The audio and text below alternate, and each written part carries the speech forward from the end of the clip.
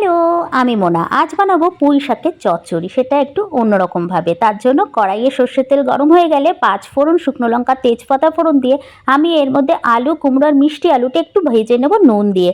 তারপর এর মধ্যে দিয়ে দেবো ওই যে পুঁই শাকের মোটা মোটা ডাঁটাগুলো।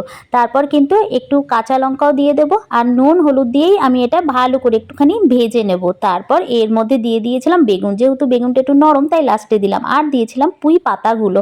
তারপর নাড়িয়ে চাড়িয়ে অল্প একটু জল দিয়ে আমি ঢাকা দিয়ে দেবো।